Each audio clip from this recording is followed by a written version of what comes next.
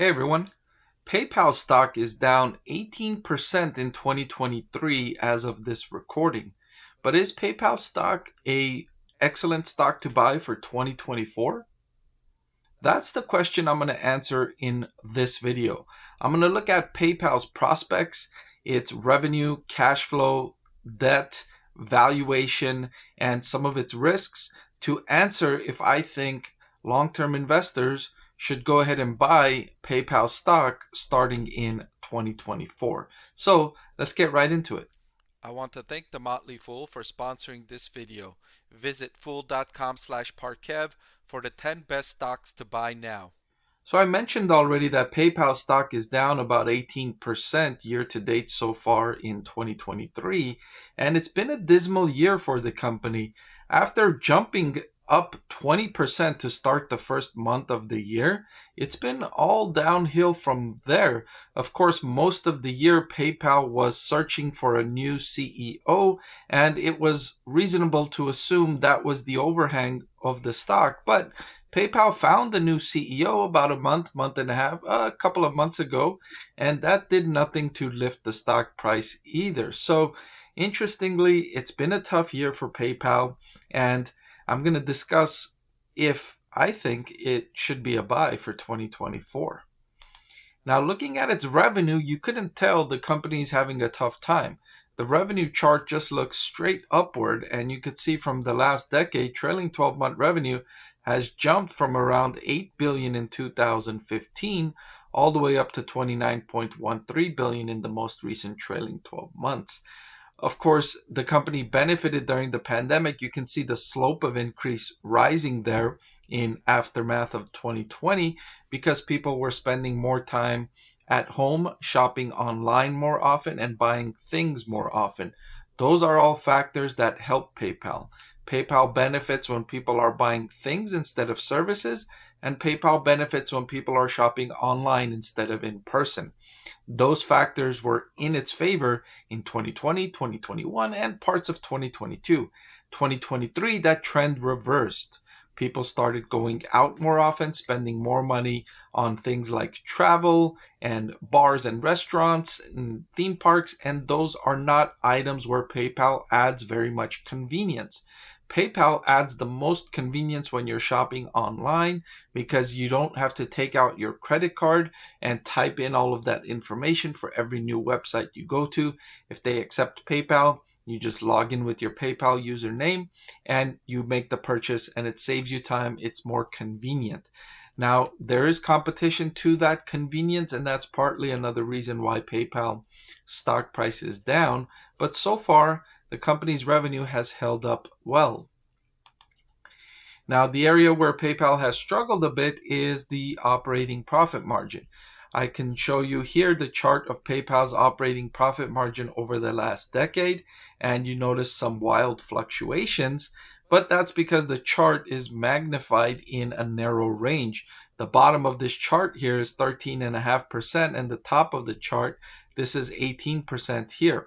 So this is a narrow range, and PayPal's operating profit margin has fluctuated between about 16% to begin the decade, all the way up to 20% at one moment and down close to 14% at the low. So it's been in the double digits for the last decade, and an operating profit margin in the double digits is reasonable.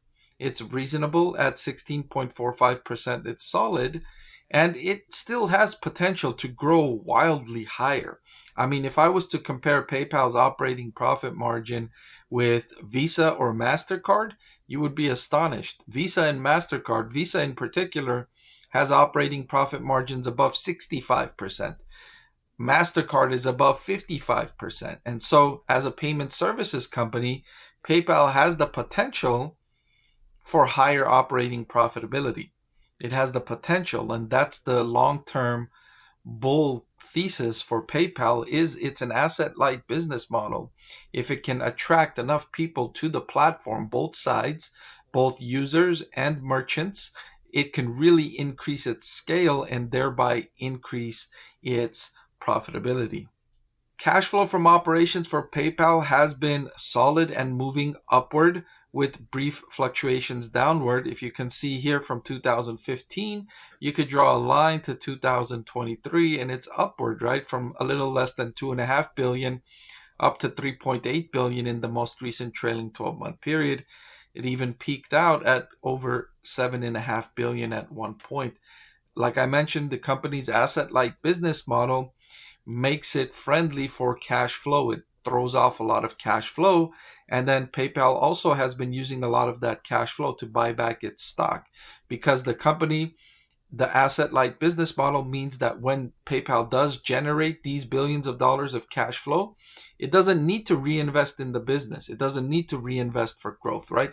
It doesn't need to spend money opening new locations. It doesn't need to spend money building new manufacturing facilities, right? That's its money is spent on developing the network, building out the technology, making it safe, fast, convenient for users, and then developing a sales force to attract merchants and users to come onto the platform and build the scale, build that network, and increase those network effects. Already, PayPal has over 400 million monthly active users, which I will talk about a little bit more as part of the risks. PayPal, long-term debt and cash, the balance sheet is on, I would say, equal footing. It's not a risk for the company. It has 10.6 billion in long-term debt and 11.5 billion of cash and short-term investments. So it doesn't have like a pristine fortress of a balance sheet, but it also doesn't have a balance sheet that's risky with too much debt. It's in the middle. It's got a fairly balanced balance sheet. It's not a risk. It's not much of a risk for PayPal stock investors. The bigger risk for PayPal stock investors is what I mentioned earlier, the monthly active users. PayPal has experienced several consecutive quarters of monthly active user decline. And so that's the bigger risk for PayPal stock investors, is for the company to continue shedding these monthly active users. And finally, I wanted to look at valuation. And the price to earnings ratio is an important financial metric I use to determine which stock is more expensive or if a stock is too expensive. Let me show you this example here. I have two stocks, one trading at a market price of $100 and one trading at a market price of $12. The one trading at a market price of $100 has an earnings per share of $2.58, while the other has an earnings per share of just 11 cents. When we look at their price to earnings ratio, the one trading at a market price of 100 is trading at a price to earnings of 38.76, while the one trading at a market price of $12 is trading at a price to earnings of 114.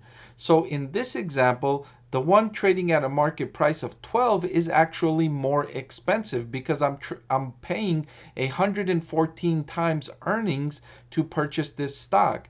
That means if the company was to pay me earnings per share every year as a dividend, it would take 114 years for me to receive my money back. Whereas the other stock, it would pay me back in 38.76 years.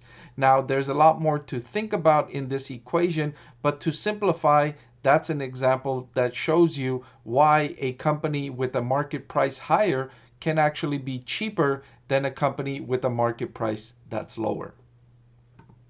PayPal is trading at a cheap forward price to earnings of 10.47.